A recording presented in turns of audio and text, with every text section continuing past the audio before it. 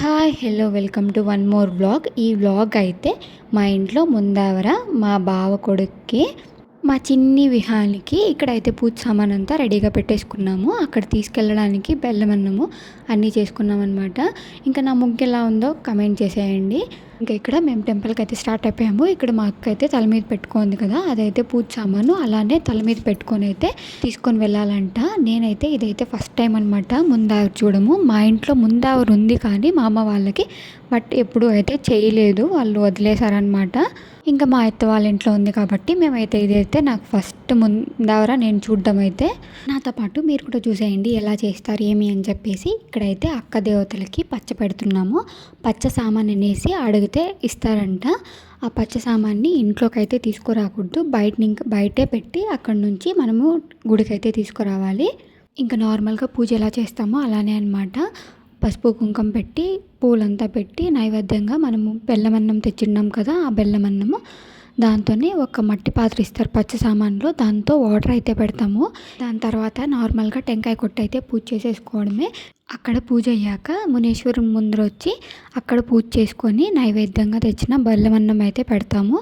ఇంకా ముందే అయితే చెప్పి పెట్టాలన్నమాట గుళ్ళో ఇట్లా ముందెవరు చేస్తున్నామని చెప్పేసి. ఆ రోజు అయితే అభిషేకము అర్చన అంతా చేస్తారనమాట మన పేరు పైన. ఇంకా మేము వెళ్ళేసరికి 8:30 8:45 అయితే అయిపోయింది అనమాట టైము. మార్నింగే అభిషేకం అయితే అయిపోయింది. ఇంకా మేము వెళ్ళాక పూజ సామాన్ మేము తీసుకెళ్ళింది ఇచ్చేసి ఆ మంగళారతి అయితే తీసుకొని దాని తర్వాత అయితే విహాన్కి హెయిర్ అయితే కట్ చేశారు. కొంతమంది అయితే కంప్లీట్గా గుండె అయితే కొడతారనమాట. ఇక్కడ మేమైతే హెయిర్ అయితే కట్ చేస్తారు, ఈ సైడ్ అట్లా కట్ చేస్తారంట. ఇంకా వాళ్ళైతే హెయిర్ ఎక్కడన్నా ముళ్ళు కట్టుకుందా అని చెప్పేసి అడిగారు. విహాన్కి అయితే అట్లా ముడుపులు అయితే కట్టున్నాయి. ఇంకా అదైతే దేవుడికి అనేసి అయితే అంటారు కదా, అట్లా 3 ప్లేసెస్లో అయితే కట్ చేసుకున్నారనమాట. లాస్ట్ వరకు అయితే గమ్మునున్నాడు. లాస్ట్ ఒక దగ్గర కట్ చేసుకునేటప్పుడు అయితే ఫుల్గా ఏడ్చేసాడనమాట వాడు. హెయిర్ కట్ చేసిన తర్వాత విహాన్ అయితే దేవుని దగ్గర అయితే 3 times పెట్టి అయితే ఇచ్చారు. వాడైతే ఫుల్గా ఏడుస్తూనే ఉన్నాడు. ఎవరన్నా ఫోటో తీసుకునేటంటే ఫోటో తీసుకోమన్నారు వాళ్ళే. ఇంకా వాడైతే ఏడుస్తూనే ఉన్నాడు.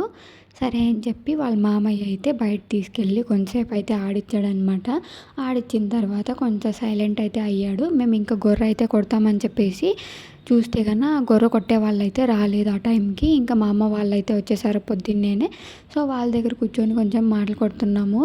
ఇంకా మహేష్ అయితే అప్పుడు స్నానం కూడా చేయలేదు, ఇంకా లేట్ అయిపోతుంది పూజ చేసుకొని రావడానికి అని చెప్పేసి గుడికి అయితే వచ్చాము.